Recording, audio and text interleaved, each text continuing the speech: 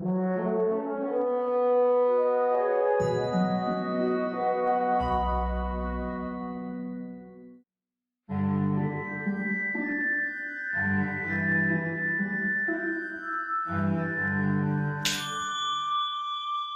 lumière ne se voit pas.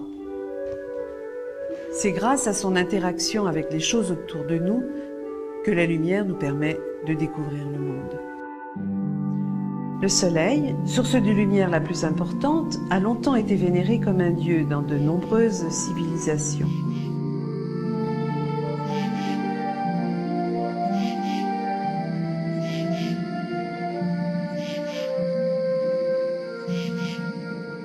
Depuis toujours, l'homme s'est interrogé sur la nature de la lumière.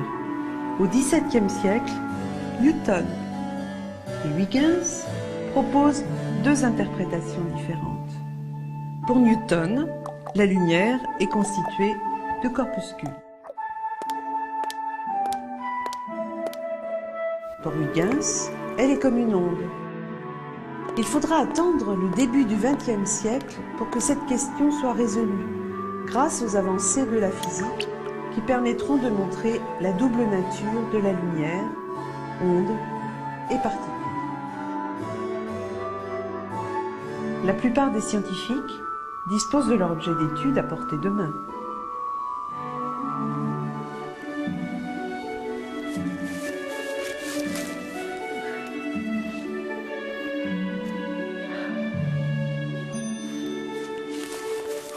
L'astronome ne dispose que de ses yeux pour recevoir la lumière des astres et tenter de comprendre ce qu'il voit dans le ciel.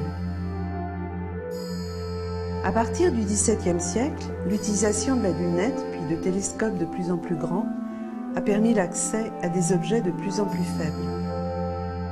À la fin du XIXe siècle, la photographie, très sensible, a remplacé l'œil.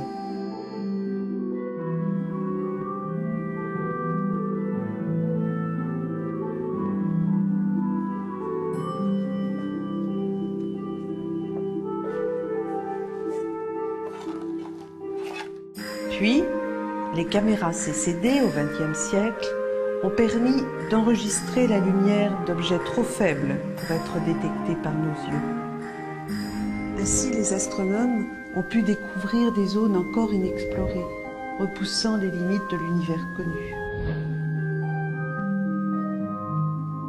En observant et en photographiant les astres, on peut voir principalement leurs mouvements et leurs formes. C'est l'astronomie pratiquée jusqu'au début du XXe siècle. Mais la nature nous a ouvert la voie. Voilà l'arc-en-ciel, exemple de la décomposition de la lumière blanche du soleil que tout le monde connaît, ou bien sa version artificielle.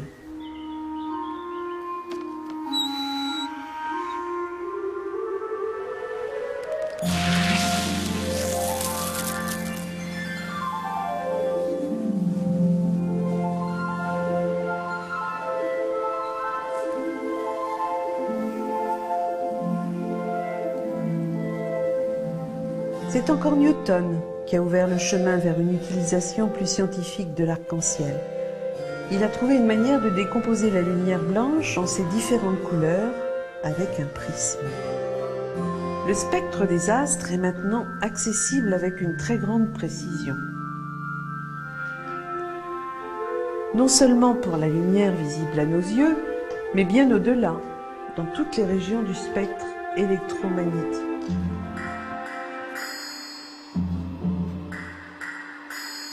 Ce sont de véritables cartes d'identité des astres observés, permettant d'identifier leur composition, leur température et leur vitesse.